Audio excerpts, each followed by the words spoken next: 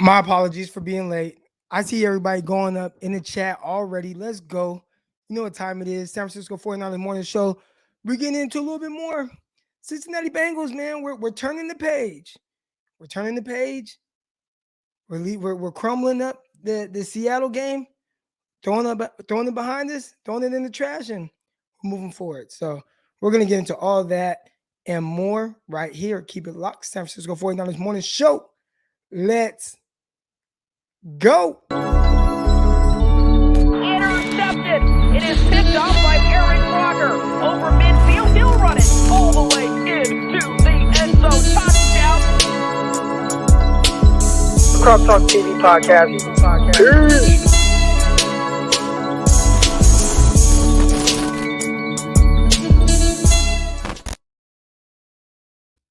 Welcome to another episode of the San Francisco 49ers Morning Show. I'm your host, former NFL and NFL defensive back, Eric Crocker, man, and I'm here. I'm back. I just got done working out. I'm feeling good. And you guys ever go work out in the morning and then it feels like it just give you this whole different like vibe, just this whole different balance to start your day. I swear. I got to get back to being consistent with that. I did work out yesterday after the show, and that was cool or whatever. But this morning, getting in there at 7 a.m., working out, you know what I'm saying, getting the sweat going, listening to some podcasts. I got a different little bounce to my step right now. I'm feeling good, man. I feel like I accomplished something. You know, we're about to get to the 49er stuff. But y'all know sometimes I come on here and I got some other stuff to talk about. I think my tolerance for lazy people is like, is getting less and less, like my tolerance. Like I'm not feeling it. I'm not feeling it. So my whole house is gonna hate me in a minute. Cause I really feel like everybody in my house is lazy. Everybody with me. I can't go through feeling like I bust my ass, like I do everything. And I always feel like, man, I could do more. You know what I'm saying? Like that's what I always feel like, man, okay, you did this, okay, but man, you could do more, That's what I always tell myself, right? I feel like everybody in my house hella lazy. And it's like, why am I the one that's going above and beyond all the time to do more? So now I'm finna get on your ass. We cannot tolerate lazy people. We can't. So listen, as someone always feel like, I feel like you're not a real homie if you can't, be real to your people. So I'm gonna be a real homie to y'all. And if y'all being lazy, man, get off y'all ass, man. Like, go do something about it. Go have to create a list, create your own little schedule for each day. Knock out those things. Give yourself a certain amount of time, right? Like, all right, I want to do XYZ by noon, and then knock those things out. But the lazy people, man, and it's in my house. It's almost like cancerous, like, you know what I'm saying? And then it like starts to affect everything else. Can't do the lazy. So I'm either, y'all gotta let me know how to go about this. Do I have a meeting? Tell everybody like, all right, y'all, this is what it's gonna be, and this is how I'm gonna be. And if y'all don't like it, I'm not saying y'all gotta leave. Obviously, they can't leave. But hey, you can either do something about it, or you know what I'm saying, or keep hearing me all the time. But I'm finna get on people's ass. That's what's finna happen. We can't do the laziness, and I won't allow y'all to be lazy. So y'all in here in the chat right now. I got my dog. Listen, I'm calling you out, Chris. Chris, this is my dog. Me and Chris, we talk every day. We text every day. This is me and Chris talking every day, about the show, everything. Chris, if you don't get your lazy ass up and you should have worked out already, what is it, 6:30 a.m.? Fuck it, work out at 5:30 a.m. to 6 and then come on the show. 30 minutes. So Chris, that's my dog. I gotta call him out. Who else in here? Who else do I need to call out in here? I'm gonna start calling y'all out. Make sure y'all working out, man. Y'all gotta start checking in. We gotta make sure that we getting right.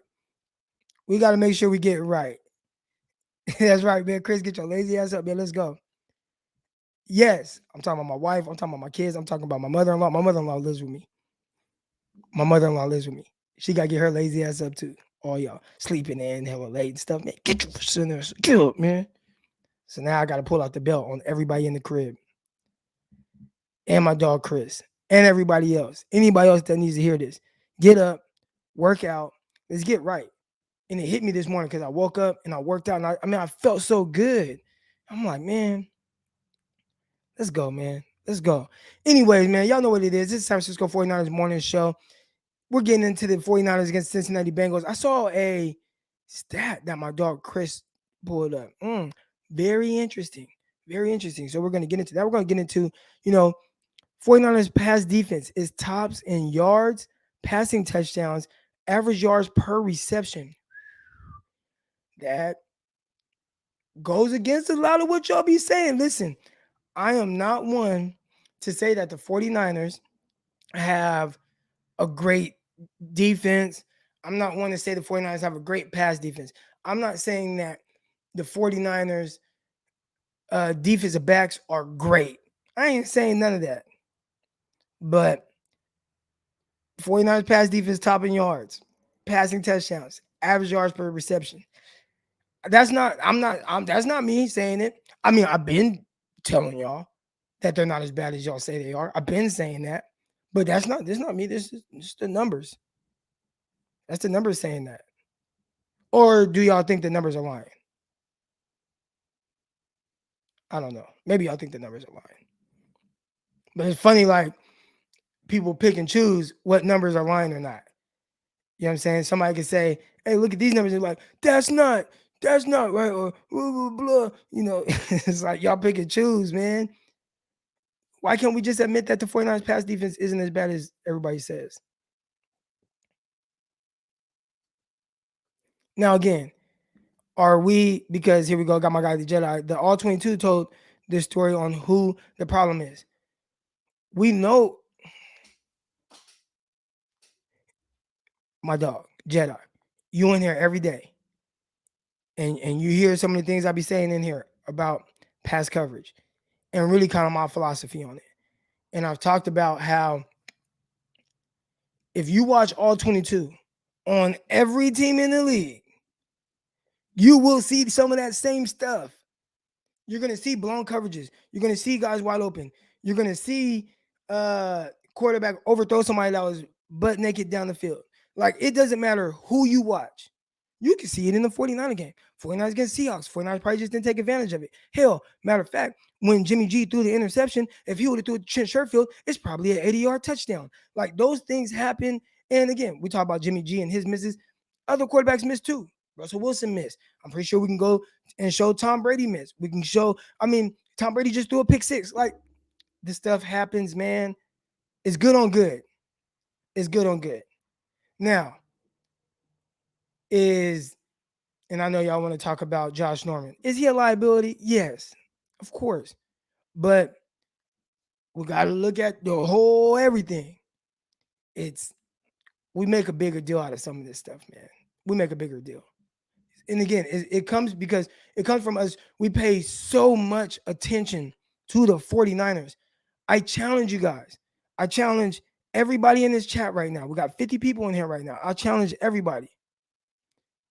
Go watch other teams. Please go watch other teams. Please go watch other teams. You said Jimmy missed open receivers. Okay, listen. Now, I did see one play. I saw one play. Somebody posted and they were like, look, Jimmy Garoppolo missed Brandon Ayuk on this play. I'm here to tell you, if Jimmy throws that, it's getting picked off. It's getting picked off. Now, if Ayuk would have took his route up a little bit more, then yeah. But with the way that Ayuk ran his route, if Jimmy throws it, it's picked. It's picked. By the time he went to go throw the ball, Jimmy throws it, it's picked. That guy that's underneath, he's dropping back, he's picking that off. I promise you. I saw that on Twitter. I didn't respond to it. I didn't want to be all like, but that was a bit pick. But yeah, Jimmy be tripping. We know that. We know that. Listen, y'all can't let. I'm not even gonna watch all 22 on Jimmy Garoppolo. We know what he is. We know how he misses. Do you want to watch it to see the same thing over and over and over? We know what he is, and we know what he's gonna do. I'm not even gonna waste my energy on watching all 22 of Jimmy Garoppolo to confirm something everybody knows. You know what I'm saying? Everybody. Anyways, man, let's get into it, man. Underdog Fantasy, promo code Crocky. Download the app right now or go to underdogfantasy.com. Use promo code Crocky. When you guys go to Underdog Fantasy, they got over unders, all type of things, and not just for football, man. Basketball, football, baseball, all that stuff, man. Underdogfantasy.com. Promo code Crocky. Also, Manscaped. Stop walking around looking crazy. Go get sexy for your lady. You know what I'm saying? Trim up real nice. Surprise your girl. Surprise! And she gonna be like, ooh, you looking like porno star. You know what I'm saying? You want to look like porno star? Go to manscaped.com right now. They got the new Performance Pack 4.0 out. All right. Promo code Crocky, you're gonna get 20% off the whole website. So promo code Crocky, 20% off the whole website on manscaped.com.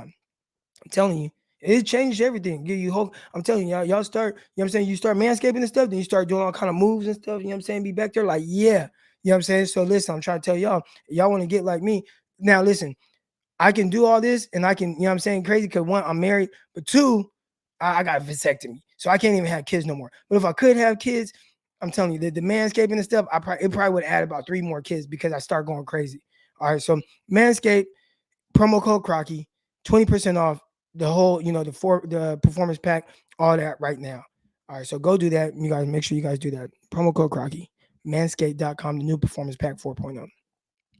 All right, let's get into it, man. We're talking about the 49ers today, and we're getting into the Cincinnati Bengals. All right. Interesting things here with the Cincinnati Bengals. One, Jamar Chase, he stands out.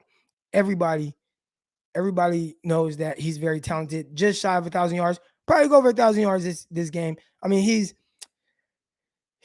he's about what 40 yards or so away from 1,000 yards. One interesting thing with Jamar Chase, and not that the opportunities aren't there, but Jamar Chase hasn't been over 50 yards in the last 5 games now straight. So that's interesting for someone who started off so hot. It's kind of cooled down a little bit. The opportunity is there. He dropped this weird ball where he did kind of like Gerald Everett, like ball. Oh, it's intercepted and it's going back the other way. That could have been a big play, probably a walk-in touchdown. I saw somebody say, man, he's point shaving. All right. So, Jamar Chase, obviously we know, how talented Jamar Chase is, very talented, but the passing defense as a whole, they're 10th in the league, averaging 311 yards passing the game. 49ers don't average giving up that much. Now, again, for everything y'all want to say about 49ers, I know Mosley missing and stuff like that. We'll see what happens. But for whatever reason, 49ers don't give up a ton of passing yards. They just don't. All right. The rushing yards, they're 18th. Now, they do have a terrific back that they're starting to feed more. And we'll get more into this conversation of this later in the week. But they have a running back that they're feeding more, Mixon. And we'll see what's up with him. I think the thing that really kind of jumps out to me, Joe Burrow, he's good quarterback. But how with Joe Burrow, he hurt his finger. I was watching the game. He hurt his finger. So we'll see how much that affects him moving forward. I don't think he had the best game against the LA Chargers. Now, T. Higgins, he had a terrific game. All right, that's the guy. Everybody's talking about Jamar Chase, man. T. Higgins, he's nice. Jamar Chase, obviously, he's legit too. He is the more talented receiver. But Joe Burrow hurt his finger through multiple interceptions. There's going to be some opportunities. If that finger, we'll see if it's fractured, if it's dislocated, whatever it is, whatever's going on with that finger, we'll see if that affects him moving forward against the 49ers. We see what happened with Russell Wilson, and his play has been kind of up and down, right? And I think a lot of Russell Wilson's play has been affected by his finger. And we'll see if that happens with Joe Burrow. It says his pinky swollen, and it just depends. I should have a football here. It depends on how he grips the ball. But any fingers, like you do use all your fingers to grip a football and throw, and it snaps off a certain way. We'll see if that pinky, whatever finger it is, ends up hurting him. But I think for the most part, what the 49ers want to do, you want to limit the big play. And 49ers have been really good with that. Really good. 49ers have been really good with limiting the big play. I get it. Y'all don't want to give 49ers DBs no prop. I know. That's cool because I'm going to do it for y'all. All right. 49ers have been terrific at limiting the big play. They're going to have to continue limiting this. Now, Is that to say that Jamar Chase won't have a big play? No, I'm not saying that. But can you limit it a little bit? Maybe he has one big play because he is a terrific vertical threat. And if I'm them, oh yeah, I'm testing the 49ers DBs vertically. One, you got Josh Norman. He does all kind of weird stuff. Sometimes he's in position, then sometimes he has a big cushion, that sometimes he doesn't give enough cushion. I don't know. He doesn't know exactly how he wants to play. So you got Josh Norman. I test him vertically. Uh, you got Dante Johnson, who's probably going to start. I would test him vertically as well. I would test him vertically as well. So that's one thing that really jumps out about the the the Bengals. Their defense, whatever. I'm not worried about their defense. I saw their defense get torched by what's his name? Mike White, Mike White, Mike White from the Jets. Torched him. Threw for 400 yards, like 4 touchdowns, whatever it was. Torched the Bengals defense.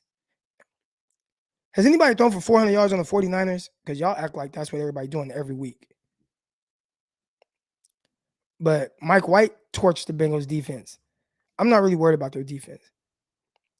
We will get into how some of the 49ers injuries can affect their offense and some of the things they would do.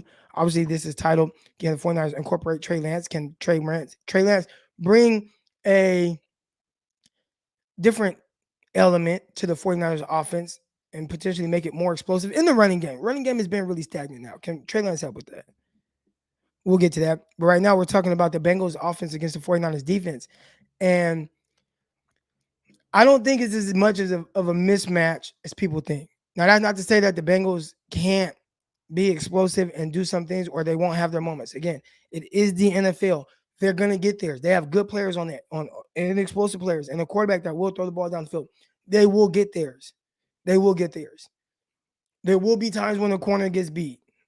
I'm letting y'all know right now. But how often will it happen? I think that's the part that 49ers need to focus on. You got to limit the big plays from Jamar Chase. Let's talk about Jamar Chase a little bit and kind of what my scouting report was on him. So Jamar Chase was touted as a generational talent. I pushed back on that because when I think of generational talent, and to me, maybe my expectations are just higher or different than other people's. But when I think of generational talent, I think of a guy that you literally can only get once a generation. And we're talking about prospect, right? We're talking about as prospects. That's what he was. Jamar Chase was pegged and labeled as a generational prospect. I pushed back on that and did not think that he was that. Terrific receiver. Really good. Generational. I had to back off that a little bit. I'm still taking heat for that. And I don't know why. He's really good. He's an excellent receiver. Generational to me is as a prospect, Calvin Johnson. When you're 6'5, 235 pounds, 240 pounds, run the way that he did, be able to do the things that he did. Calvin Johnson, that's a generational prospect to me. You know, I see somebody in the chat. Let me see where I see. I just saw a generational talent is more like Megatron, Julio Jones. Julio Jones. Even though Julio wasn't even the first receiver taken in that class, it was actually AJ Green. But even AJ Green, guys that are like, it's like, wow, I can't get anything like this. Like, you know what I'm saying? Julio, 6'3, 225 pounds, ran 4'3. AJ Green, 6'4, to be able to move the way he did. Like, it's hard to get those type of guys. Like, that is more generational to me than a really good receiver that's 6 foot, 200 pounds. Okay, he runs well, struggles with separation. Like, okay, but he can catch the vertically, the deep ball. Awesome. Right? So that was kind of my thing on Jamar Chase. Can he win consistently on, underneath routes right now, things where you need him, you can count on him to get open? I was like, can he do it consistently? And I didn't think so. Right? I didn't think so. And I'm not wrong. What's been the biggest issue? How has Jamar Chase gotten most of his production? It's the go routes, right? It's the deep balls. It's the, you know what I'm saying? There was a play against the Ravens where he caught like a bang eight, broke a tackle, and took off. He's extremely talented. But he is a vertical threat. If I'm the 49ers, it's tough because you want your defensive backs to be more aggressive with him, but he can run by you. You know what I'm saying? So that's the part that, with Jamar Chase, he has legit vertical speed. I would be aggressive with him because when I watched his film and I watched his all 22 and I did those breakdowns on him, a lot of it was he can win vertically, but he also loses that same way and he struggles to create separation. Now, if you let them just continue to air it out to him, then he can beat you that way. But I would probably be more physical with him. Here's how you stop Jamar Chase. I don't want to say stop. Here's how you limit Jamar Chase. You play too high. If you play too high, I think you'll limit Jamar Chase. And what I mean by that is be aggressive with him at the line of scrimmage because he's typically not somebody that's going to beat you right now, right? Typically not someone that's going to beat you right now. So be aggressive with him there and have, too high. So, okay, I'm not worried about him running by Dante Johnson. And I bet you would limit what he does. If Jamar Chase has any chance of beating the 49ers in this game, it will be because the 49ers play single high. And he will get you. And his quarterback, Joe Burrow, will air that hole out. He will. So play aggressive with him at the line of scrimmage. You got to do more too high. And I believe that will be how you limit Jamar Chase in this game. Now, 49ers will tell you, Croc, shut the hell up. We're going to play our defense. We don't give up big plays consistently, right, in the secondary. That hasn't been an issue, right? That's what the 49ers will tell me. So I saw my guy Chris post a chat in here, and I asked, have the 49ers given up a 400-yard passer? Because the Bengals have. No team has passed for 400 yards on the 49ers this year. And they played against some good quarterbacks. They played against Aaron Rodgers. They played against Russell Wilson twice now. They played against Kyler Murray once, and then Colt McCoy. Kyler Murray didn't have a big game. What do you throw for, like 200 yards or something like that? I mean, 49ers have done a good job limiting big plays and not having explosive passing performances against them. Now we talk about the other guy, all right? And the other guy is T. Higgins. And T. Higgins, I don't want to say he's more difficult to stop, but just his length, that can pose a problem. Really, both of these guys are terrific contested catch guys. That can pose a problem. Here we go. Jared Goff, 338 yards on the 49ers was the most. And that's a good amount.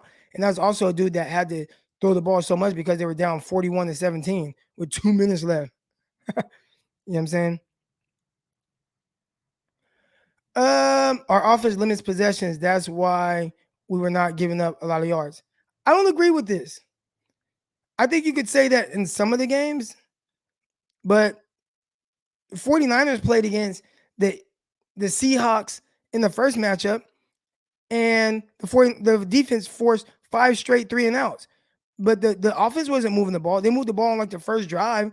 Offense wasn't really scoring points. Offense only scored 7 points in that game. I'd go back and think that the Seahawks won the time of possession. 49ers came out, forced 5 straight 3-and-outs on defense. That's why they don't give up a lot of yards. Yeah, only last few. It's only been those 3-game winning streaks. They ran the ball 40 times, and that was big time ball control. That hadn't really been the 49ers most of the season. Look at the Eagles game. 49ers came out 3 straight 3-and-outs. Offense wasn't holding the ball in that game. The defense was holding it down. You know what I'm saying? Y'all make me mad. Y'all finna make me mad. We got to start putting a little bit more respect on the 49ers defense and the pass defense. They're not bad, y'all. They're not bad. They're not bad. Are they great? No. Could you do better? Yes. Do you want to improve? Of course. But y'all we gotta put a little bit more respect, y'all. Tries. We can't. We're telling you the facts, and then you keep coming with something else. Now it's some of those teams suck. All right, come on, Trice. Come on, man. Just get a 49. Can you just admit that they're not as bad as you think? Okay, the defense isn't as bad as I think it is. And then I'll stop. Appreciate everybody that's in here right now. Hit the like button, hit the subscribe button. Underdog Fantasy promo code Crocky, Manscaped Monday passed, But you can go to Manscaped right now, manscaped.com. Use promo code Croc and get 20% off of everything at Manscaped. What are we expecting from the 49ers offense this week? All right, what are we expecting from the 49ers offense? I think the 49ers offense is going to have a good game. And this is what happens, right? We get on Jimmy Garoppolo and we talk about, oh man, like bench Jimmy and this and that. And then he comes out and he has a good game. And I think that's what is going to happen. I think Jimmy's going to come out. He's going to have a good game against the Bengals. And then he's going to be able to put behind the whole Trey Lance talk. But I'm not going to stop with this Trey Lance talk. And I feel like the 49ers should incorporate him in the offense. Now, we all have. And I put it away. I've crumbled up the thought of Trey Lance playing this year and said, you know what? It's not necessary. But I would love to see, like, we can't do anything with him to where he expands on the offense. Because that was the thing, right? Coming in, it wasn't necessarily about Trey Lance starting. It really was more so about Trey Lance. Like, can he come in? Like, can he change? Can he bring a different dynamic? Can he utilize it? We saw a little bit against the Raiders. It's like, wow, what is this? Jimmy's in, and then Trey's in, and then Jimmy's in, and now Kyle's like, well, mess up the rhythm. I don't even want to focus on that. Can't do that. But it's like, Kyle, this is a legit weapon. This is a legit opportunity to use to make teams worry about something different. Right now, the run game works because the 49ers continue to just run the ball. Even when the 49ers run the ball, they're not really running it at a high clip. I want to say last game, correct me if I'm wrong, did they average 3 yards per carry? So why not have somebody that can help expand on that and expand on the run game? I thought that's what he was going to be doing this year. I think Jimmy's going to do fine this year. I think Jimmy's going to do fine. I think Jimmy's going to, not this year, this game. I think Jimmy's going to have a really good game against Cincinnati Bengals. I can see that. But I still think, like, we can't be a little bit more explosive with certain things that we do, more creative. It's so odd. It's so odd. Here we go. We got my guy Gary Cole. He says 2.9 yards per carry. That's not a good run game. 2.9 yards a carry? And it's crazy because it's 2.9 yards a carry. And on top of that, they're crowding the box. They're making it tough. They're crowding the middle of the field. They're making it a little bit harder to throw there. It's like, man, you got to have, George Kittle catch a crosser route and break a tackle and make a guy miss and then tightrope a sideline for 50 yards to have explosive plays. When I feel like you can bring a different dynamic that it just open things up, and it's like how it only helps you with your offense. We can't script that into at least the first 15 plays. I don't know. It's really wild to me. Would love to see him utilize Lance in that aspect. I'm not saying start Trey Lance, even though I would. But I'm not saying start Trey Lance. But damn, y'all look at the offense right now. Okay, here's the thing. And I know there's a lot of people, I see the chat. People are like, he's not playing Trey Lance. I can come on here and tell you everything that they're not going to do, but we can't have a conversation. You know what I'm saying? We can't have a conversation. They're not going to bench Josh Norman, but y'all still love talking about it every week. You know what I'm saying? So yeah, it would be nice to see Kyle Shanahan utilize Trey Lance to open up things, because it would. It would. And we've seen it. And we've seen the conflict that puts defenses in. And the fact that he's just not utilizing is like, Kyle, what are we doing, bro? I think one thing that it really helped is what's going to go on with our guy, Deebo Samuel. Is Deebo Samuel going to play? Because that's probably, you're going to miss him on the offensive side of the ball, of course. But just with Deebo, it's the plays that you can't account for, right? I think, and talking shit, Croc. I think with Deebo Samuel, I watched last game and I was thinking, what play would Deebo Samuel have made a difference on? What would his production be like? And the crazy thing with Deebo Samuel, you just never know because the way they utilize him is just so much different, right? He can catch a slant, take it to the crib. I saw a crazy stat. Deebo Samuel leads the league in yards. It was it yards after catch? Deebo Samuel leads the league, and he leads the league in yards after catch by like 2, right? Now, typically, people that lead in yards after catch is typically running backs. All right. Why do running backs usually lead in yards after catch? Because typically they catch the ball near the line of scrimmage or around the line of scrimmage, they turn upfield and they pick up 7, 8 yards. So then they end up having a high yards after catch average because of that, right? But the average depth of target typically isn't high for players that typically have a high yards after catch average. So if you look at the second person, right, the second leader in yards after catch, I believe it's Rondale Moore from Arizona. So Rondale Moore from Arizona, he's second right now in yards after catch, right? His average depth of target was like 2 yards. Deebo Samuel's average depth of target was almost 9 yards, and he's first in yards after catch. That's special. That means Deebo's doing some things that nobody else in the league is doing. So Rondale Moore, his is screenplays. His yards after catch, screenplays. Deebo Samuel, his average depth of target is almost 9 yards. That means he's catching and running for big yardage. Now, some of them you can look at the catch against the Detroit Lions down the sideline. The average depth of that target was probably 35 yards, and then he had another 35 yards on top of that with yards after catch. You know what I'm saying? So Deebo, he's special, and hopefully he plays because I think that's going to be a big part of the offense. Big part of the offense. All right, here we go real quick. We're going to take a break real quick. I want to thank everybody that's in the chat right now. Everybody that is Deebo generational. Deebo is generational in his own right.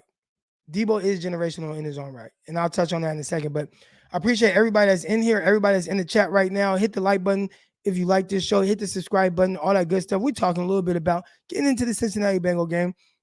I'm going to get the callers on now because in 30 minutes I have 2 very special guests joining me, and we'll get into more of that. But before I do that, let's get y'all in here right now. So here's the link to the chat. Let's talk about it. Is Deebo generational? I'm actually going to leave this comment up because I want to hear your guys' takes on that as well. Is Deebo generational? That's a good one. If you haven't already, hit the like button, hit the subscribe button. Underdog Fantasy, promo code Crocky, manscaped.com, promo code Crocky, all that good stuff. I got my guy coming on, my guy Dion. Oh, and the hats. So y'all already know, we got the Frontline Sports hats. All right, we got the Frontline Sports beanies, but I'm putting in the order. We're going to go Frontline Sports hats, which I appreciate everybody that, supports the brand and all that good stuff. All right. I love y'all for that. I appreciate y'all. For real, from the bottom of my heart. I really love and appreciate y'all for that. So we got the Frontline Sports hats coming. We're going to have the red and the gold. So this is going to be 49ers edition. We're going to have the faithful stitched on the side. And we're going to have the hoodies that have the faithful across the chest, and it's going to have the Frontline Sports logo on it. It's all going to be red and gold. So y'all be on the lookout for that. I'll be able to give y'all a mock-up. Hopefully I'll have the mock-up out tomorrow. And then I have the mock-up on that tomorrow. And then I'll let you guys do pre-orders. And then hopefully I can get those to you guys before Christmas. So Frontline Sports, 49ers edition, the faithful edition of the Frontline Sports hats, man. I hope y'all like those. All right, but here we go. I got the caller coming on. Here we go. We got my guy, Dion. Dion, is Deebo a generational talent? Like you said, in his own right. There hasn't been another player that can do what he does. Deebo is technically a wide receiver, but he's a wide receiver. He's a running back. He's possibly even a damn fullback because you've never seen a receiver do what he does, just in general. Guys who can catch the ball. Not at this level. Hold on. We've seen guys do it. Like Percy Harvin. I see Percy Harvin. Percy Harvin was this type of guy, but wasn't doing it at this type of level. He had one really Yeah, good year. It was like his rookie year, or second year when he had Brett Favre. But like to this extent, going over 1,000 receiving yards, being used as a running back, leading the league in yards after catch, but his average depth of target is at 8 yards. This is some generational type stuff with how he's being utilized. yeah. So yeah, he definitely is. Um, the number one thing that you see is when Debo's not in games, who looks bad? Jimmy. That's his security blanket. Every quarterback has a security blanket. You don't think that Devontae Adams is Aaron Rodgers' security blanket? I don't care how he makes the other receivers look. If Devontae Adams ain't in the game, that's a negative for Aaron Rodgers. I mean, he has to have him. So when it comes to us, Debo's a security blanket. You know, so he I has got a to little start feeling. pushback. I got a little pushback Okay, on that okay. because we didn't have Debo, but then George Kittle went off. You know what I'm saying? He had 180 yards, so he did But still that have a was guy, because still had to have a safety blanket. my pushback on you to that would be that's because Debo wasn't in the game. Because Debo and Kittle been on the field at the same time, but Debo been the one going off. If you notice, George Kittle he ain't had a game like that all year. George Right. Kittle was non-existent in the passing game all year long. We barely threw to him, and I know that people start taking him away. Uh-oh. I think we lost my guy. All right. We lost you. Oh, okay, he's back. Here we go. Yeah, sorry about that, man. It'd be tripping. It'll latch back on to my Wi-Fi and shit.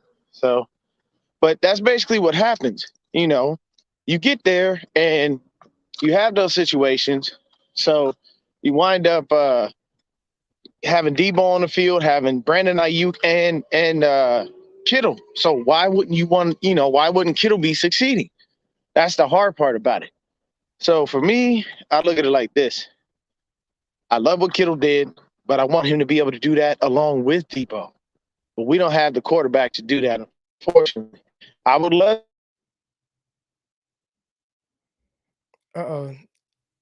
All right, Dion's service is going in and out right now. We're gonna get the next caller on. Get our guy Dion on. Our guy Darius. Dion, get your service right, man.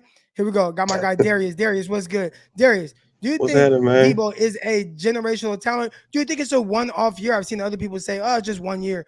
What do you think about what he's doing? And I, do you see other guys maybe trying to mimic this and having the same type of success? okay, so I'll be having this conversation a lot with my cousin. Like he's a Dallas Cowboy fan, and it's all about CeeDee Lamb with him. CeeDee Lamb this, CeeDee Lamb that, yada yada yada. And I told him, I said, well, Debo's rookie year, he came out doing his thing, and he asserted himself in the offense to where he was getting his own plays. And then last year he got hurt. This year he comes back and he's phenomenal. Honestly, I feel like we have not seen the best of Debo. We only seen one side of him, and this is like the yak part. I feel like he can stretch the field. I feel like he is one of the people that can beat you because he's fast. Like, why would he not? And I feel like he's only going to be as good as our quarterback is going to allow him with the passes and whatnot. Uh, so as far as him being generational, like I feel like it's possible. Like I don't feel like he might not be generational, maybe like right now, but you could see it. It's just he's not getting the ball like that. Like he's getting hella yak, and even that right there in his own, like you said, like in his own lane, that makes him generational, I guess you could say. But I mean, I can't just say like, oh, he's a Randy Moss or he's a you know Julio, AJ Green type. Not yet, but he can be if our quarterback threw it to him like that. I feel like he can because he did it in Detroit. He did it when we played Seattle. Like he'll beat you down the field. You just gotta throw him the ball. And to say that he's Jimmy's security blanket, I don't know if he's a security blanket as much as it is just that's who Jimmy looks for as soon as he hikes the ball. Like I'm pretty sure Kyle is drawing up these plays for other people, but Jimmy, when before he says hike, he's already thinking I'm going Debo. He's doing a nice easy slant. I'm gonna get it to him. Even though Kittle's running down the field, like you said, butt naked, wide open, or Ayuk's running down the field wide open, Juice, Mitchell, anybody. I don't care who's wide open. It don't matter. He's going to give it to Debo in triple coverage. So it's like You know what I'm saying? And I feel for Deebo on that because it's like it's a lot of pressure. You know what I'm saying? Because if you miss the ball, then who are they going to blame? They're going to blame the quarterback or the receiver. Because I remember growing up, they always said if you can touch the ball, you can catch the ball. You know, but I don't know. That's why I asked you. You know what I'm saying? Because I ain't never really, I ain't never played NFL. I don't know what the expectations are, but to me, looking at it, I could see Deebo being like just great, man. If we can get a quarterback that can deliver him the ball like that, like you know what I mean? Like imagine Devontae Adams playing for the Niners and how that would look. Right. You know what I'm saying? Like real talk. You know what I'm saying? And I like Jimmy. I like Jimmy enough to where it's like I don't bash him when he's playing. It watching him kind of sucks sometimes because it's like you would want him to do more, but I don't think he's a horrible quarterback. I definitely don't think he's trash. No, he's none of that. But his talents, man, his talents is becoming Debo's shortcomings, and he has to be a running back for us. He has to catch the ball at 5 yards and run 80 yards. And I honestly, this weekend, I hope he doesn't play. Like that groin injury, like that's nothing to play with. He said that when he took off, he heard something pop or something, and you see how he kind of fell gingerly, like. Yeah. And I don't feel like we need him. We should need him for the Bengals. Like we played a good game in Seattle. Bengals are good. Bengals We are beat good though. ourselves. So I'm not gonna say we No, no, don't no. Yeah, need they're him for the good. Bengals, but I see what you're saying. Like, it's like, all right, Right, you got to try to thug through this one game and win without having them. You say right. that. Y'all, because they Say, played good without him last week. So it's like give him one more week to rest. I don't know what's up with Fred Warner, but just based on what I heard about with Deebo, you know what I'm saying? Give him one more week, and hopefully we can get past the Bengals. Man, we played pretty good on the road, and it's going to come down to the run game. Elijah Mitchell needs a little bit of help, and so I mean, you look at the wear and tear that Elijah Mitchell is getting now. Busted ribs, broken finger, a concussion, like, and we still keep dogging him, putting him out there, running him 25, 30 yard or carries. My bad. So it's a lot going on, man. It's a lot going on. yeah, I feel you, man. I feel you. All right, D. I'm gonna get the All right, next caller man. on, man. I appreciate you For coming sure. on. All right, here we go. Now, again, and I see a lot of the comments about, Debo, it's only been 1 year. I thought his rookie year, he came on strong. I thought he did a good job. And he came on strong late. I did see a comment right here. My guy, Symmetry 7 says, year one, Debo didn't hit stride until Sanders came along. And definitely a lot of truth to that. I think that helped him. One thing, and I remember Deebo Samuel saying it later in the year was like halfway through this rookie year, he's like, bro, or even to start the year, Deebo was so like his head was spinning so much that he was like, man, I thought I was never going to get the playbook down. He was like, I thought I was never going to get the playbook down. So I don't think it was so much, it took getting Emmanuel Sanders for Deebo to start getting off. Maybe it took Emmanuel Sanders to work with him on the side because the 49ers were pretty young at receiver at that time. So maybe Emmanuel's like, all right, hey, this is what the quarterback's looking for. And he kind of helped him from that standpoint. But I don't think it was a matter of Deebo wasn't talented enough to start getting off the way he did. I think it was more so Deebo starting to figure out the offense and what was going to be asked of him. Here's something here. Brandon Ayuk could be Lamb if his QB would air that hole out. Brandon Ayuk and Lamb. All right. I'll say this, and this kind of roles have reversed a little bit from what I saw in college, at least from what it looked like. When I watch Cowboys, and I probably watch damn near every Cowboy game because my brother's a Cowboy game. I actually watch them to see if they lose. I'm a hater in that sense. I want to see the Cowboys lose. And I watched CeeDee Lamb. CeeDee Lamb, and I like CeeDee Lamb. That was my wide receiver one in that class. One thing I'm seeing right now, the difference between CeeDee Lamb and Brandon Ayuk. CeeDee Lamb looks more dynamic. He just looks a little quicker and twitched up, which was not the case that I thought from them coming out. I actually thought coming out, Ayuk was the more sudden, twitched up, a little more like explosive. Now, CeeDee Lamb did a good job of catching the ball, making the guy miss, running in circles around guys, scoring touchdowns in the Big 12. But I thought just pure just routes, quick twitch, catch the ball. I thought Ayuk was a little bit better at that. But what I'm seeing right now, Lamb is playing faster. I think Lamb is playing faster. I think he looks a little bit more quick and explosive after the catch. So I don't know. We'll see Brandon Ayuk. I don't know how his work ethic is, how he's working on those things. Is he training on those things to be more twitched up, explosive? Because he is that. I saw certain things right away. I'm like, ooh, this guy he's twitched up. He's explosive. When I see a guy take one step and cut across his face, spin the cornerback around, it's like that cornerback's worried about something, right? That cornerback's worried about how twitched up this guy is and explosive. And I see him able to do those things at times. But I think on a consistent basis, when I watch Ayuk catch the ball, he looks a little bit, and I've been saying this since last year. Like that was one thing where I'm like, I want to see him look better after the catch. Obviously, we see the play against Philadelphia Eagles where he jumps over a guy. That was awesome. And that showed that high-end athleticism that he has. But on a consistent basis, just after the catch, I'm not seeing it from Brandon Ayuk. Are y'all seeing it from Brandon Ayuk after the catch? Y'all let me know if I'm crazy. Let me know if I'm tripping. I'm not seeing it from Ayuk after the catch. Like that, like catch the ball, make a guy miss, get upfield. There were a lot of things people were talking about him, like Odell Beckham. And it's like Odell Beckham's nasty after the catch. Now, I'm not talking about this version of Odell, I'm talking about early. But like, catching the ball, making guys miss, putting guys, making them work, running off on guys. I'm not really seeing that from Ayuk right now. I see ability. I see the ability to make catches. I see ability to, get separation. But I don't see a guy who is really threatening teams and defenses after the catch every time he touches it. See Lamb, he catches it, he make guys miss. He's running full speed, sending his route down, catching comebacks, getting guys to open their hips, go up vertical. I'm not really seeing that from Ayuk.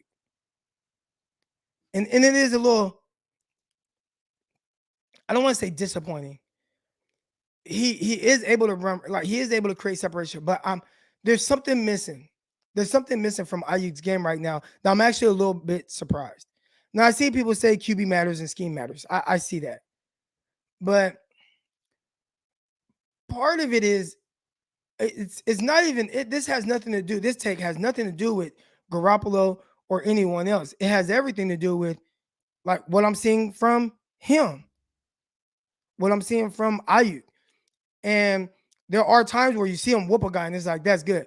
I think he does a good job. He'll run route, like he'll get open, like he can do those things, but I'm not quite seeing the explosiveness before the catch and after the catch that I thought I would see consistently.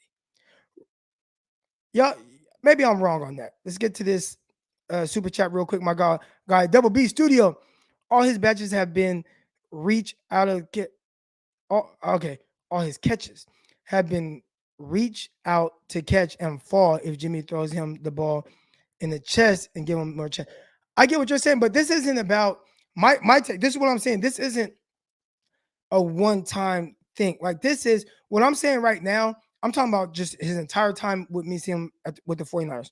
Obviously, we can point to times where Jimmy isn't putting the ball in an ideal position for him to catch and run. So that can be on Jimmy Garoppolo. There have been a lot of high catches where he's jumping up, out the building to catch a pass and whatnot. Yes, but I'm just saying on a consistent basis with the separation that I would like to see him get and what I would like to see him do after the catch, it hasn't been as dynamic as I originally thought it would be. And I'm not taking it just off of, a high throw here. I'm just saying on a consistent basis. Got Martin Stewart here. Have an elite QB makes wide receiver step up, right? It would make better. And okay, hold on. Have an elite QB makes wide receiver step up, right? It would make me better. And I'm 6'5". Yeah. So it definitely helps to have a better quarterback for sure. If you look at Aaron Rodgers, sometimes with Devontae Adams, it's not like sometimes like Devontae Adams. It's not just like this pure separation all the time, but a lot of times that ball just drops right into the breadbasket, right over a guy's shoulder. Now it's like, hey man, you just got to make the catch. You just got to make the catch. I'm putting it in the right spot, all right. But there's things that I feel like Ayuk can do on his own, and I think he's kind of missing that, like that aspect of it. Now Deebo, same thing, kind of, but Deebo wins a different way. Deebo's just he wins a different way. But I would say this before the ball is thrown, Deebo doesn't get a whole lot of separation, right? He catches the ball and he does everything after the run. Ayuk, who I think is a different type of receiver, but he's getting the same type of separation as Deebo. And that's not how Ayuk's supposed to be winning. And then he's not really doing it after the catch. So when we compare Ayuk to Lamb, I'm seeing a little bit more dynamicness from CeeDee Lamb. Bradley, what do you think about that? I mean, I don't know. I think it might have to do something with the weight that he added on. Maybe he just still hasn't had time to adjust. His body hasn't had time to adjust to that weight that he added on in the off season. Because, like you said, I'm no expert or anything, but he looks more stiff. And from what Kyle said sometimes in his press conferences, he's not running the right depth for the route, or he's taking like a slightly different angle or approach this year. So I don't know. That's kind of what I think when it comes to. Okay, so here's my take real quick. I think we look at Ayuk because he's like this, like long arms, and he looks like lanky kind of, but he's never been small like that. Like he measured in at 5'11", 205 pounds. So that's not for a receiver. As comparison, let's compare that to CeeDee Lamb, right? Because CeeDee Lamb, he looks like the bigger receiver, right? But Ayuk, 5'11", 205.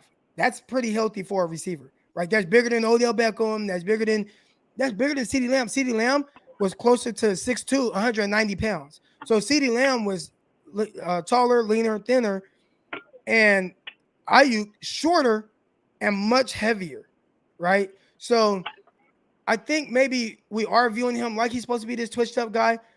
Everybody's saying he looks bigger, but he's always been, 205. That's a healthy weight for a receiver. That's solid.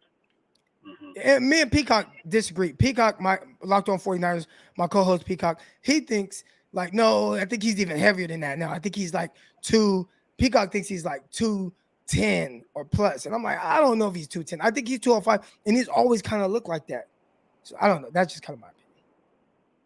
Yeah, I agree. As for the generational player, I don't think Deebo's even close to that. When I think generational player, I think of production and availability. Like, I mean, how many seasons in a row did Frank Gore have 1,000 yards and played with pulled muscles and stress fractures he talked about? And I remember one off season he played half the year with 2 broken fingers. And that's what I think of generational players. They make the plays during the games. I see Deebo Samuel making plays all the time in games, but it's not that drive when it matters. It's like during the game. It's not that one drive. I mean, I don't ever remember Frank Gore, fumbling the ball when he was trying to get extra yards during that one game when Deebo coughed up the ball during the Lions to almost give them an extra chance. Generational players, they don't do that. They're born with it, and they make those plays when they're needed. I don't consider Devontae Adams a generational player either, but, I mean, we knew the ball was coming to him in Green Bay, and they still threw it to him 2 times in a row with 34 seconds left to go, and he still made the play when it mattered. He caught that ball. Brandon Ayuk didn't catch that ball on that 3rd down in the Seahawks game. Deebo Samuel isn't breaking out for long gains on, 3rd and 18s all the time on the last drive of the game when it matters. When it matters, availability and production, I think, is a generational player. We don't have those. George Kittle isn't even that. So this is what I think. I think we're talking about 2 different things.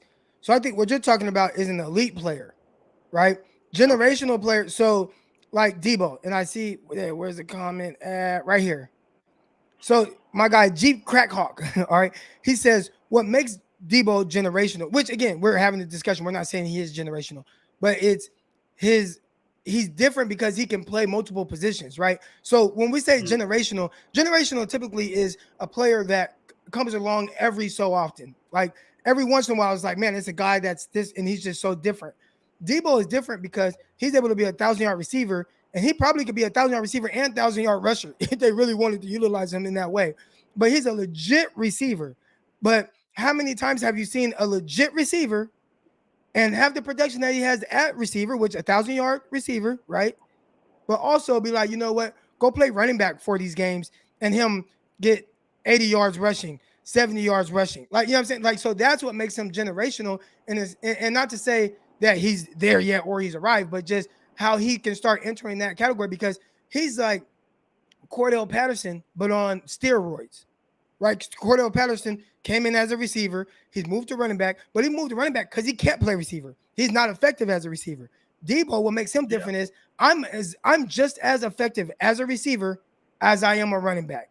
And I think that makes a guy that's what makes him special because not a lot of guys. I mean, how many guys? Okay, let's do this. How many receivers have you seen that can be 1,000-yard receiver and a legit 500-yard rusher and have done it? I mean, I can't think of one. Everyone I'm thinking of is like a wide receiver that just gets like sweeps thrown to him, like the toss plays. I mean, I can't think of That's what someone I'm who could saying. hit So, holes. so Yeah. I think that's what when we start to say, generational Deebo, like that's what makes him more. That's what makes him generational because there ain't that. Okay. You know what I'm saying? But I appreciate you coming on, Bradley. I'm gonna get to the next caller. All right. Thank you, sir. All right, here we go. Got my guy Ben. Ben, I missed you yesterday, man. How you doing? I'm doing well, Croc. I just took my last final for school yesterday, so I slept in a little today. I'm enjoying myself. It's nice to feel out of the woods for that. So I'm glad I can focus on the Niners full time now. So what do you think about this Deebo generational conversation? And again, where I'm not saying that he's arrived or he's generation, but do you think that he is a generational talent in the sense of there aren't guys like him? You don't have to Yeah, agree with me, by the way. no, I actually absolutely agree with you. I think he's a generational talent because he is so talented, right? Like I don't think he's accomplished all the things that makes you a generational player yet, but in terms of the high end upside and the talent and everything like that, there's no question about that for me because kind of goes back to this thing I was talking about earlier in the offseason, I think with Vish actually, or it might have been Vinny, where we were saying, there are great receivers in the league, right? Like Devontae Adams, he's the best pure receiver. But for me, a guy like Tyreek Hill is, if not the second best receiver, the best receiver because he's the best playmaker on the field at all times, right? He's the best football player and he's so explosive. So that's kind of how I think about Deebo Samuel, right? He's not like your Devontae Adams pure receiver. He's not going to look like Brandon Ayuk could look in like 4 or 5 years, but because he's so unique, because he's so explosive, like he is that generational player, and he can do so many things. And I think you said it perfectly. He's Patterson on steroids to me. That's the only comparison I can even think of anymore for Deebo because, I know people try to compare him to guys like Anquan Bolden or Percy Harvin. They didn't do anything like what he's doing now, man. Not even them combined. So, yeah, he is so unique to me. I think he is a generational player. It's just a matter of staying healthy, obviously being able to keep up this pace and everything. But if he does this for at least a 5-6 year span, he is absolutely a generational player, no question about it. I think. I did want to, Croc, today though, I did want to talk to you about corner because I love talking about corner. I know I might even get on your nerves sometimes with how much I bring up my guy, Sante Samuel Jr., but kind of I've thought about this more recently that the team, everyone brings up how, oh, they could have invested in corner here, and I'll even say, myself, I do it all the time. I'm like, oh, they could have picked corners here or traded or got guys in free agency here. But do you feel like it's a thing where no matter what, they're never going to invest heavy on that position in the way other teams do, because I think they have had every opportunity to do so. Like, not every opportunity, but they certainly had their chances where if they wanted to, they could have gone after corner. And in reality, they just don't like to spend a lot of money on corner, and they'd rather not spend day one or sorry, round one or round two picks on corners, because they feel like, hey, maybe we can get third, fourth, fifth, sixth round guys, undrafted guys, figure something out. Do you think, like, I don't know, if they could have one corner on this team, right? What one corner, if you look across the NFL, is the best version of whatever corner you think they're looking for? Because that's the thing that I'm still kind of struggling to grasp. Like, what does the ideal corner look like in the 49ers mind, at least? That's tough. That's tough because I don't know. They have like all these different type of cornerbacks now, right? Yeah. You know, Diamador Lenore doesn't look like what we've seen from them in the past. Jason Verrett, you know, Emmanuel Mosley. Now, if they are looking for that type of guy, then I would think that a guy like Asante Samuel Jr. fits, you know, more of what they're looking for right now. But I feel like they haven't given us like a clear picture of specifically a type of corner that they want. Yeah. And that's the thing that kind of confuses me, because like you do look at like the top four corners really that they brought in this year, or let's say even top four, including the 2 draft picks, Mosley and Verrett. Those guys seem awfully similar to Asante Samuel to me, at least. Like none of those guys are like 6'1", 6'2" guys. You know, they're all, you know, speedy guys who are gonna make the play, and that's how I felt with Asante Samuel Jr. He didn't have the height that you love from a typical corner, but he did everything else so well. I just think it was strange to me that they didn't draft him. But I guess moving forward, do you think they ever get to the point where they do start taking corners higher? Or do you think this is going to be a thing constantly where it's like, hey, we'll be willing to take multiple shots at the position, right? Like they did this past year with Lenore and with Thomas, but we're never going to reach for one of those guys, because to me, it seems like they just aren't going to be willing to draft a position that high. Like I know certain teams like to draft certain positions in certain spots. Obviously, with the 49ers, they value the edge, you know, the defensive tackle, wide receiver even, right? They'll take guys high, running back. They'll take them higher than you're quote unquote supposed to. But it's kind of the opposite with corner, where the rest of the league is wanting to take corners, you know, top 25, top 50. I mean, they want to take 7, 8 guys before they get to that 50 overall draft pick spot in terms of that position. The 49ers just aren't willing to do that. So is that just them choosing to do so, or do you think it's that they just don't value corners much? You know, because to me, it's like that balance of I know they care about corner, but they so often put other positions ahead of corner where they shouldn't, like defensive tackle, guard, running back, even, that I'm just kind of mystified. Like, I know this isn't what you should be doing in terms of drafting positions. Like, it just doesn't make sense to me, Krog. So this is my kind of thought process on that. You have to look at all the situations and things that they tried to do.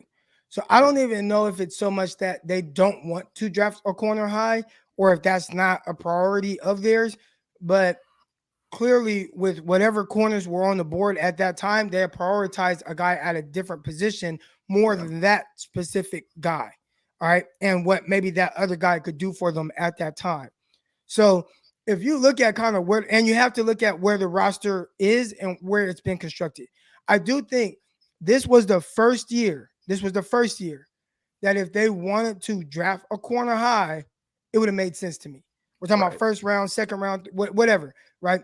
This was the first year that it would have made sense to me, because I talked about it in previous years, and we think about it in hindsight now, but in previous years you had a young Akella Witherspoon who showed flashes of like, hey, I can be really good. You have Richard Sherman. People wanted a cornerback, I believe it was last year. And my pushback on that was, why do you think the 49ers are going to draft a cornerback when they have Emmanuel Mosley, who finished the season strong? You have Akella Witherspoon, who he's been up and down, but he's entering his last year, but he has starting capabilities. You have Richard Sherman, who's coming off an all-pro year. Why would you draft a corner like, say, Stephon Diggs, second round, to sit behind these guys where you're almost loaded at the position. That's how they're looking at it, right? Now, we know guys were going to be, and I didn't even mention Jason Verrett, right? So they had 4 guys on the roster, and everybody's screaming, draft a corner, draft a corner. I'm like, they're not drafting a corner. No. All-pro for Richard Sherman. He's coming off an all-pro year. Mosley, Witherspoon, both capable of being starters, and Jason Verrett. Why would they draft a corner into that high? Yeah. Because if you do, then you're saying, all right, this corner has to play over Mosley, who you're like, hey, I think we got something here. Witherspoon, where you're like, okay, we're figuring it out here. We'll see what we want to do. But no, we're going to throw in a second-round corner over both of you guys and play them. I didn't see that happening. This was the first year where I was like, I think they go corner high. Now, when they got to that position, and maybe, well, I don't know how much they value Asante Samuel, but let's say they value Asante Samuel high. It was just a point. Do we value Asante Samuel and a corner to come in and play over a Mosley or a Verrett right now? Right? Because again, if I draft somebody second round, I likely want him to come in. That's the thought process. Now, whether it happens or not, we've seen with Aaron Banks, it hasn't played out that way. But all right, do I want to take a corner and he's going to have to beat out Mosley or Verrett, or do I want to take a guard who has to beat out Daniel Brunskill at right guard? You know what I'm saying? And when you look at that, and it's like a guard, he's protecting my quarterback. A corner, it's like, oh, maybe, So I think if you look at it like from that standpoint, you can. Now, I would have taken, first of all, I would have taken Terrace Marshall. So it wouldn't have even been Asante Samuel. Yeah, no. Hey, me and you too, man. We would have been all over that. In the I would have taken Terrace Marshall. But if Terrace Marshall was off the board, I would have taken Asante Samuel. Wasn't thinking about Banks. But I could see where they're going because everybody and their mom was like, fix the right guard, fix the right guard. Brunskill's not it, fix the right guard. And then they don't draft, then they draft right guard. Yeah. And everybody's like, no, take Asante Samuel. So I'm just trying to look at it from their perspective. Well, and I guess the only issue I have with that is that it's much, much easier to try and draft a starting corner in the top 50 than it is to nail a top 50 guard. Because look at Aaron Banks. I mean, all the draft picks after him in terms of interior offensive lineman guard, all better. Like they're all better starting, playing, or contributing. Right? I think out of the day 2 guys, he's the only interior offensive lineman that just doesn't play. So it's tough. It's tough. Now, here's what we have to do, right? Because it's hindsight. So can we agree, or at least agree to disagree, that their thought process was right, but their evaluation was off? Okay, I won't go as far as to say I think their okay. Here we go. Process was completely right. If they drafted Creed Humphrey, yeah, right, and they drafted Creed Humphrey over Asante Samuel, but Creed Humphrey's doing what they're doing, would you be complaining about that position? No, or them not taking Asante Samuel. I wouldn't, obviously, because they got a player to replace that spot, and that's kind of the tough part I have with all this crock is like I understand where you're coming from with corner and how they value it, and I'm not saying they don't value it as much as that.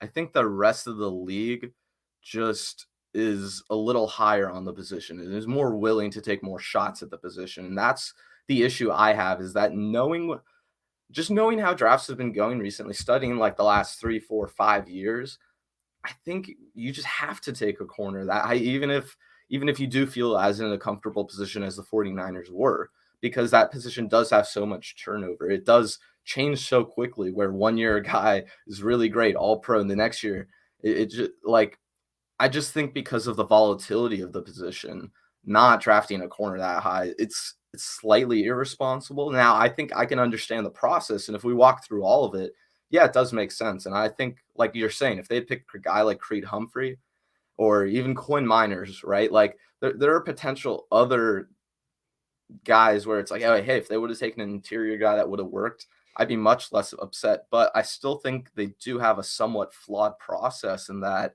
they don't understand where the rest of the league values certain positions over others, right? Because the fact is not that it's to me, it's not that it's about Creed Humphrey or any other player like that. It's more that you took Aaron Bank out of the first round of guards, and there wasn't another guard taken for another few picks. And then after that, there were like 5, 6 guys taken in the 3rd round. So I guess for me, it's just that the 49ers don't understand positional value as well as I'd like them to, right? Where I'm not saying you have to pick certain players in certain rounds, but for me, like corner, I just have a hard definitive rule where I think you have to get one of those guys in the top 50 minimum, right? If you All right. really want a starting caliber guy. And Here, that's just what I struggle with. here's my last question. Then I get you off. 'Cause I gotta get to the other callers, and then I have two guests coming on. All right. My last question: do you think their thought process is off when you look at some of the numbers, and that the 49ers have given up the least amount of passing yards in the NFL, and their average yards per completion or whatever is the lowest, and so they're top in the league in some of these categories, haven't given up a 400-yard passer?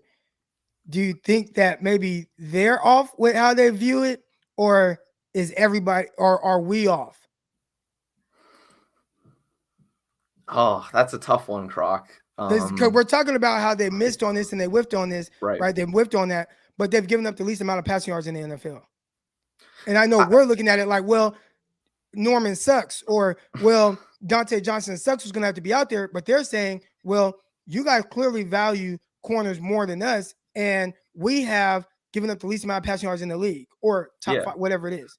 Well, and that's where I do have the bigger problem this year in that I think, okay, I don't have a problem with the corner position being how it was, considering how much they've invested in it, and that they just haven't invested as much as other teams do, right? They spent like $13 million going into this season on the position. Problem I have is I think if you look across at other positions where they did spend big splashy money, or where they're spending, much, much higher on that position than other teams, like defensive line, they're paying for the fourth highest paid defensive line in the league, and they are performing nowhere close to that. That's, I think, the issue I have with the defense this year. And like, I do agree with you, Croc, in that I think they get too much crap for the coverage and the corners and all that. Like, it just is what it is at this point. And considering all the things you bring up, all the stats, like, they're doing a very good job considering the talent they have in the room and how much they're spending on the position, how much they've invested on it. But then I think you look across the rest of the team, and because I don't want to say misallocated assets, but they've kind of overinvested in certain positions where they don't need to, and they're not getting the performance out of it. Like, I mean, we all talk about quarterback, right? But like they're excelling right now with their linebackers being the 28th highest paid, linebacker room in the league, and their wide receivers being like somewhere in the 20s, right? Those two positions are excelling beyond what they're paying for them. To me, same thing with corner, right? They're paying for, I think, or for secondary in general, they're paying for like the 20th highest paid room. They're exceeding that, if not matching that value right now, right? Just to me, like, so maybe you are right in that way where, hey, if they did have the right pass rush, like, I'm not even saying 2019, right? Because that is so once in a generation, but just getting what you're If paying these for. four was serviceable this year and not hurt all the D time, Ford or Kinlaw, either one of them, honestly, because to me, that's where it's Nick Bosa is where you're spending your money big. Armstead, it just is what it is. That contract's going to play itself out. It'll be better in 2 years. But yeah, guys like D Ford, Javon Kinlaw, like the fact that you're getting the production you are from DJ Jones just proves to me why the Kinlaw draft pick was such a mistake, because you've proven you can get that value out of that position at a much cheaper rate, right? So for me, with the 49ers, yeah, I think you might be right about corner, how they do value it in a certain way where if everything else is working, it's right. I get that. I'm on board with that. I think I would rather invest in the position more, but if this is how they're going to invest and it works out this way for corner, that's what I'm saying. I'm trying to look at it from that's that totally view. cool. I would Yeah. draft a corner, but I'm looking at how they're doing it and the results that they're getting, and I don't think it's as bad as people think, especially considering around the league. And like you said, maybe they don't value that position as much as everybody else, and they're like, well, we don't, but we're giving up the least amount of passing yards in the league. So I'm gonna get you off because I got a couple super chats to get to and a couple callers, man. But I couldn't stop this conversation. I thought it was a really good conversation. Appreciate you coming on, man. Yeah, of course, Croc. I appreciate the time. Hey, tell everybody where they can find you real quick. Yeah, just go follow me on Twitter at by Ben Meyerson. I'll put up some all 49ers SI content definitely sometime today. I'll be on later with Amin the Dream, so just follow me on Twitter. I'll put everything on there. Thanks, Croc. All right, appreciate you coming on. That's what's up. That was a good conversation. Let me get to some of these super chats. Generation from our guy Gold Blooded. Generational players referring to physical talent, like Vic was Vic clutch? No, but did he make big plays late in fourth when it mattered? Not much.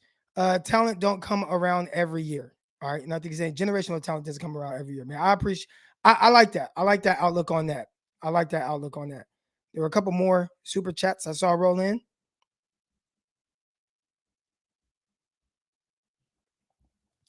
Here we go. My guy Victor. I would say no. I look at Deebo as an offensive weapon, generational talent. I think you would have to take the game or position to the next level. See, I think Deebo does take the game to the next level. Y'all don't think so? It's almost like damn near every time Deebo touches the ball, he's a threat to score. Right?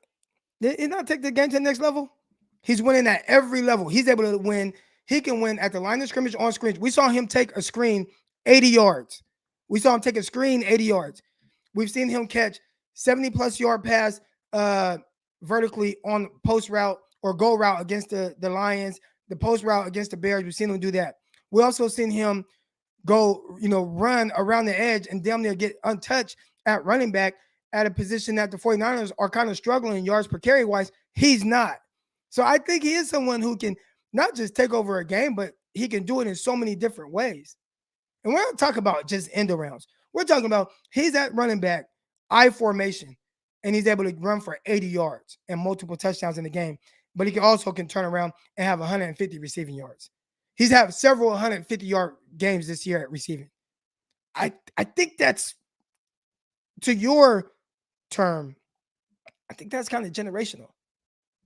My guy Symmetry 7 again. I appreciate the contributions, y'all. How much does emphasis on size over skill contribute to teams' overall assessment of the cornerback position? Perhaps that's the case with the Niners. I would say the 49ers definitely lean towards that more early on. Now they're kind of going away from it, right? You look at the 49ers and what they've done at the cornerback position, drafting Ambry Thomas, who has decent size, not a big guy. Diamador Lenore, shorter in stature, a little stockier. Using Emmanuel Mosley, using Jason Verrett. And this is a team that typically have put a lot of resources in the 6'2", 6'3" type cornerback. So I definitely seen them kind of change. Now, I don't know about, around the league and how they're doing it, but and I've always talked about, I like the smaller guys. I like the Asante Samuel Jr. I think they're a little bit more versatile in their ability to cover guys in space as well as at the line of scrimmage. Loved the cornerback out of Northwestern, Greg Newsome. He had some of my favorite film. I thought he had the best overall film from a scheme versatility standpoint. Being able to play, cover 4 off with his feet, being able to press at the line of scrimmage. He had the speed to run with guys, decent size. Loved Greg Newsome. And I think he's having a good rookie year. 10 sacks in the last 4 games is not an underperforming defensive line. 10 sacks in the last 4 games. That is solid. All right. So we're saying essentially kind of, 2.3 sacks per game. I think that's pretty good. I'd say most of it is coming because Nick Bosa is so good. I don't want to like discount anything else that anybody else is doing, but I would like to see them get a little bit more consistent pressure, but maybe we're looking at it through the wrong lens. And I think we do go back to 2019 and see the type of pressure consistently they were able to put on quarterbacks. And we're like, well, they're not doing that.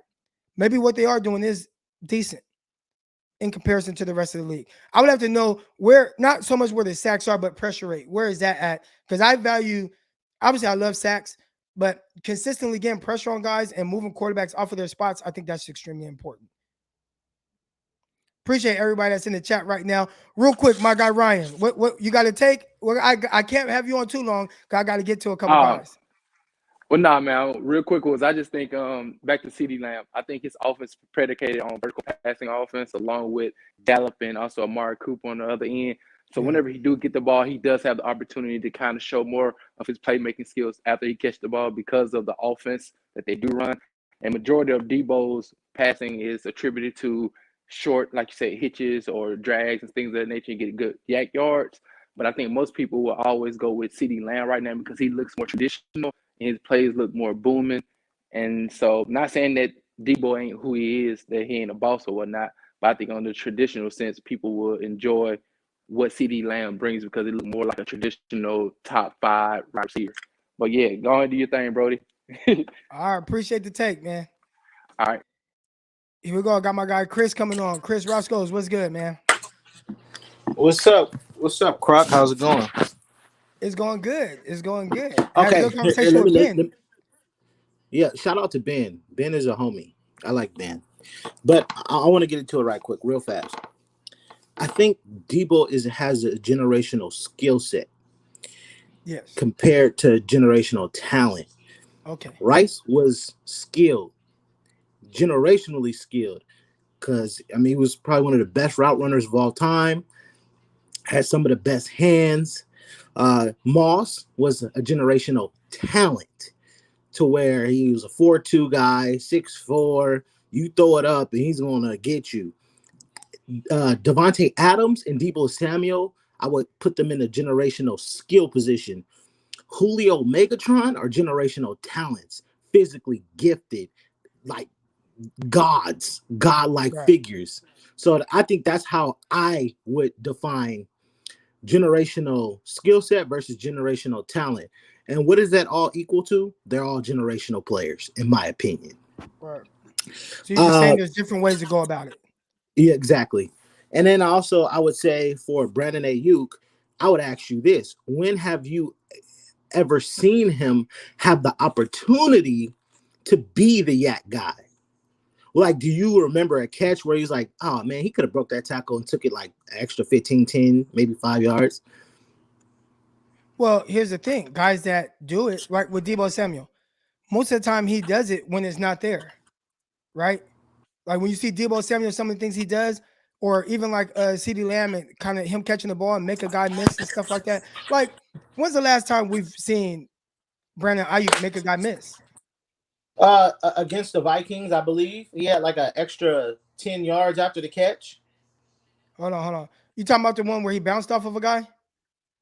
Something like that, I believe. And he took it on the sideline and got like extra he kind of 15 caught the yards. ball, and then he kind of like the guy went to hit him like as he was catching the ball, and he kind of bounced off of him, and then he ran up the sideline. Look, yes, I'm talking about make a guy miss. Like I want to see. When we were talking about Brandon Ayuk coming out again, and I saw the dynamicness. I watched all the film. I want to see that. And right now, I'm not seeing anyone. I'm not seeing Brandon Ayuk threaten anybody.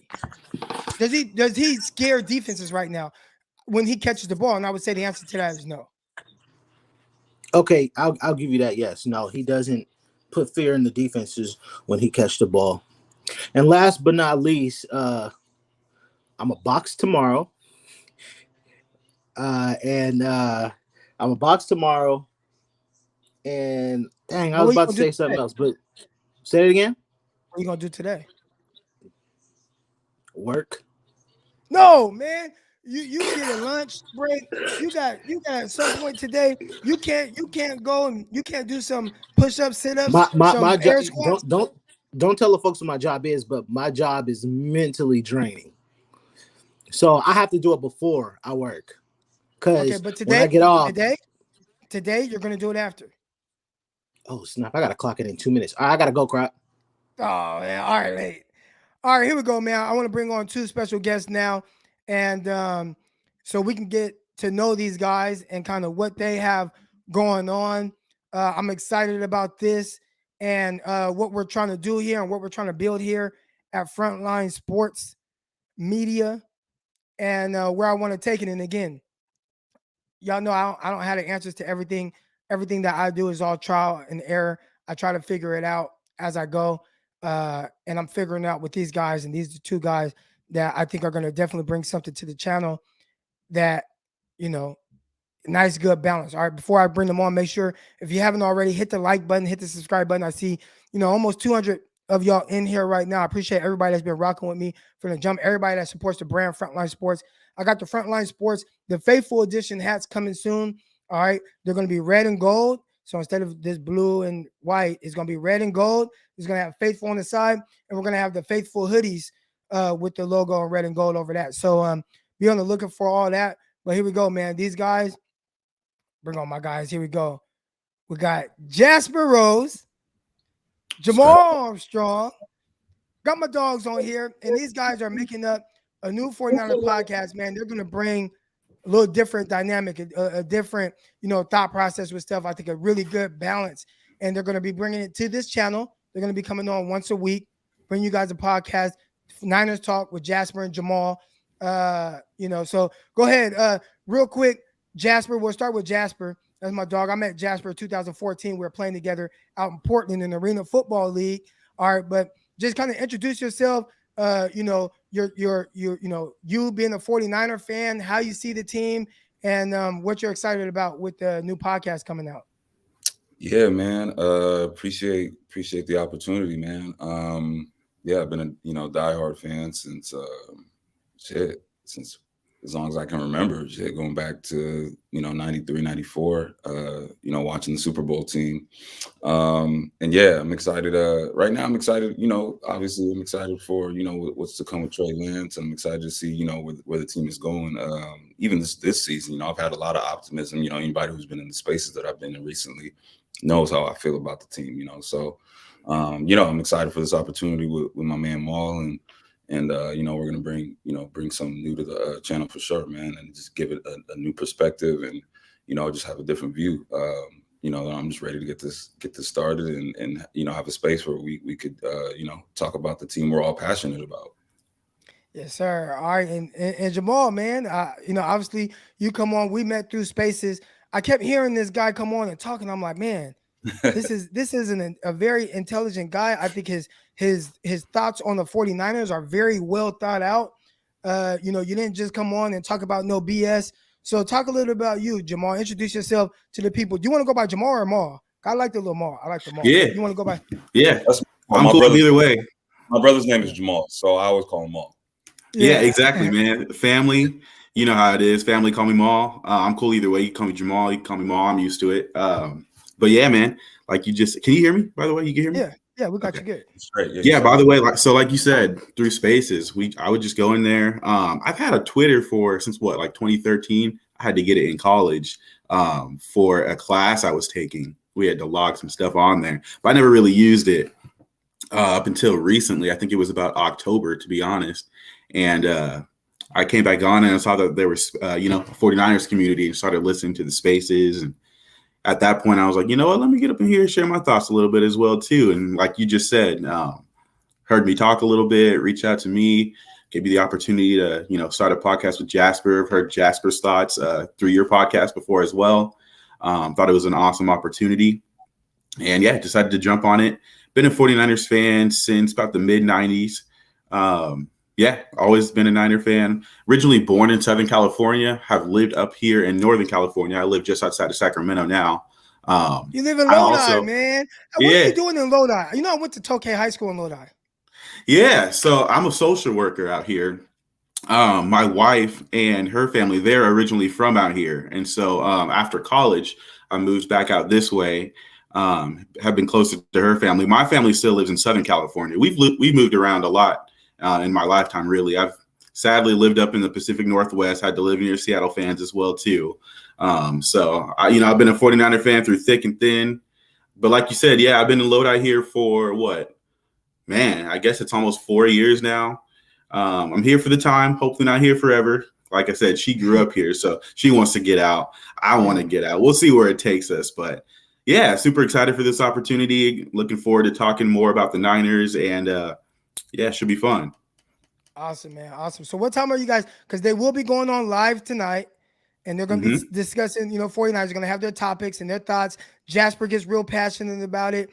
Jamal is going to try to keep everything level-headed a little bit. So what time are you guys going on tonight? I think we settled at 6, right?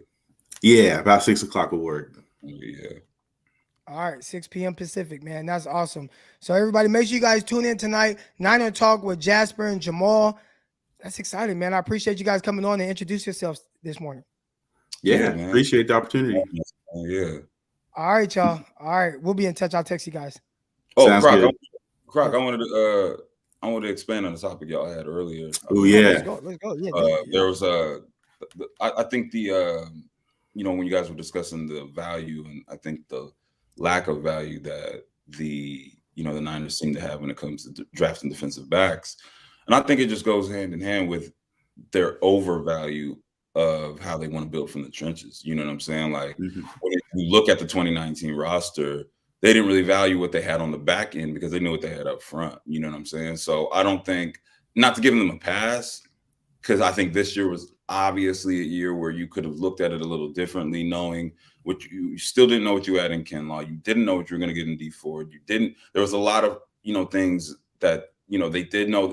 You still didn't really know what you had in Bosa coming back. So there was a lot of question marks on the defensive front. So this year was the first year where I really thought they definitely could have even reached for a DB and I think had more of a sense of urgency to draft, higher for that position. Obviously, with the trading up for Trey Lance, there was obviously the value was really the quarterback. So had they been able to get a trade for a quarterback, I guess, and not give up a lot of their assets that they had to give up to get Trey Lance, like if they were able to pull off a Matthew Stafford trade, whatever the case may be, and bring in a veteran quarterback, maybe they would have been able to then use those assets that they ended up moving for Trey and then get a DB at a higher, you know what I mean? So I don't think they just, are just neglecting to draft a defensive back high. I think it's just a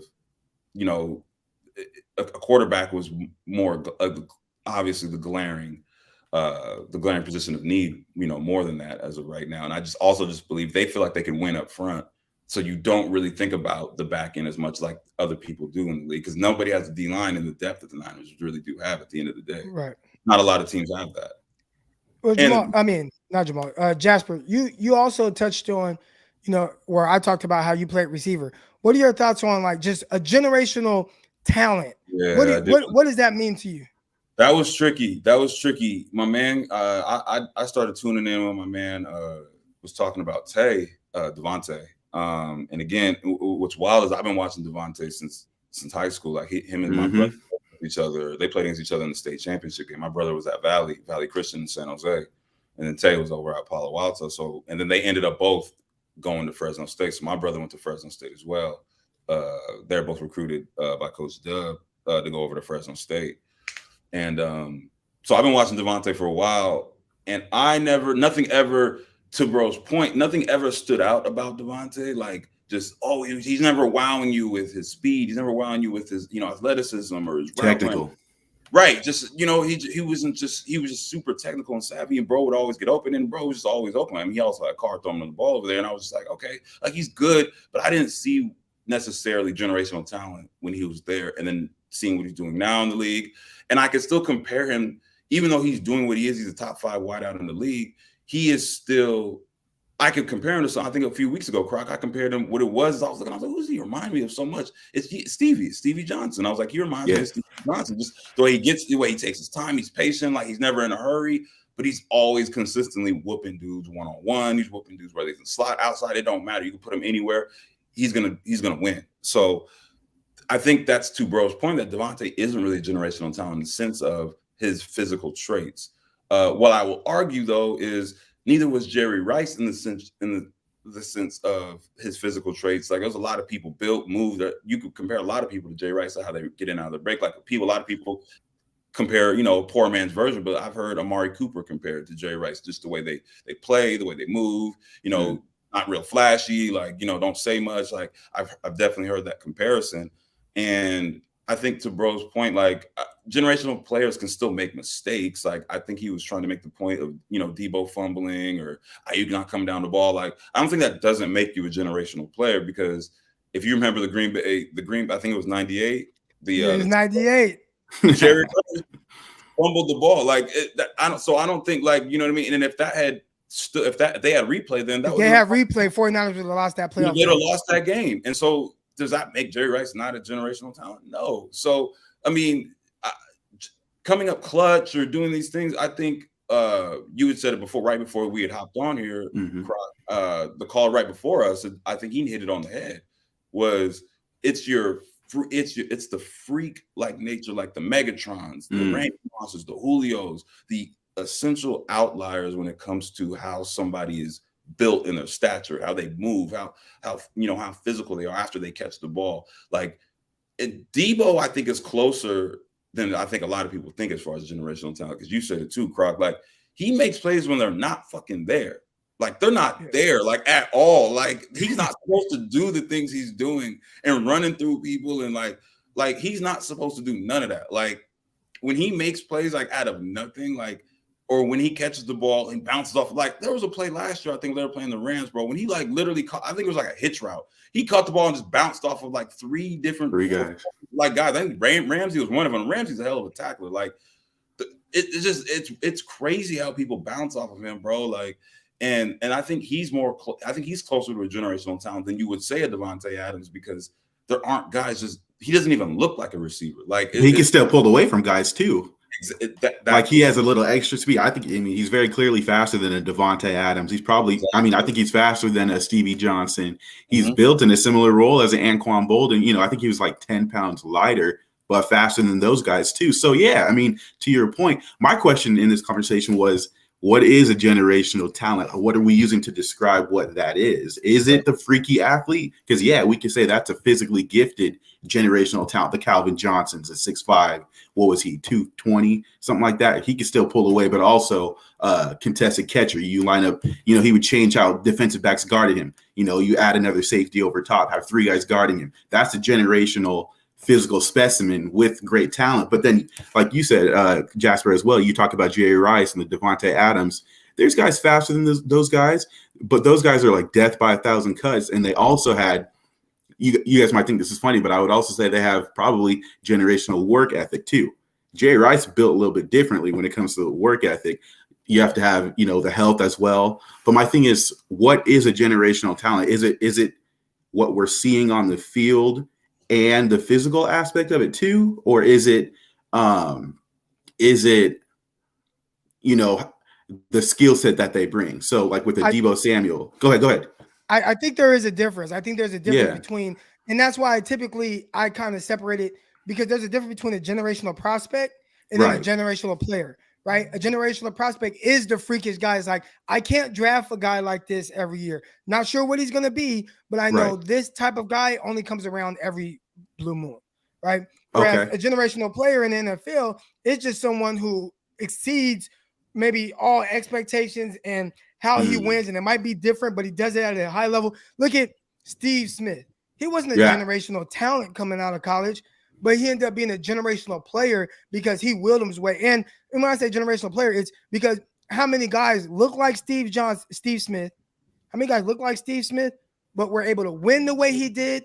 Right, because he was a contested catch guy. He was able to run away from guys. He can return punts for touchdowns. And bro was not 5'10". He was a dog. And, not 5'10". And there just aren't guys like that typically that went at the rate as him. Same with, Antonio Brown, with how he won at the size that he's at and the way that he was winning on a consistent basis. The numbers, the stats that he put up for an extended period of time, for years on top of years, but he wasn't a generational prospect coming out, but he definitely turned into a generational talent, because we don't see the guys like Antonio Brown having that type of production throughout their careers. I think Deebo's starting to build that case right there. I think you just said it right there, the Antonio Brown. It's going to take some more years to, be on that level. Yeah. But I would agree with you on that. He's on that trajectory. Should he stay healthy and continue to produce like he is? I think he's on that pace. If Deebo had entered the league in the mid 2000s, like the Steve Smiths, he'd be doing punt return, kick return, which is wild. Like, and he could do it. Like, because back in the day, that's what they would do. Croc, we talked about that. We talked about that over the summer, and on the Wide Out Wednesday segments about how we didn't want Ayuk back there, because you just don't do that anymore. Like, special teams is different. Like, and I talked about this in space a few days ago. Like, cats that were coming in the league that had Deebo's skill set like that, they'd be returning, but they would touch the ball all the time, and that's just how they would. Like, you just put your best player in the best positions to make plays, and he would be doing that. So, yeah.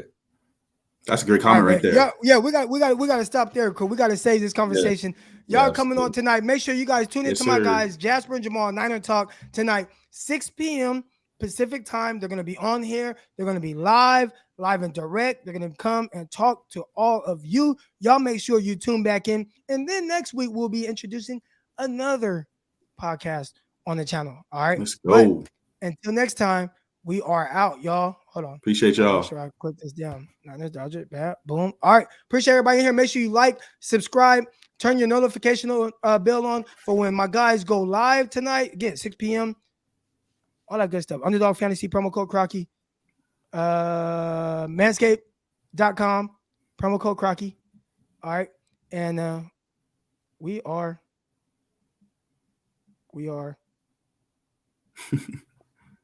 out. Peace. Intercepted. It is picked off by Aaron Rodgers over midfield. He'll run it all the way into the end zone. Touchdown. Crop Talk TV podcast. Peace.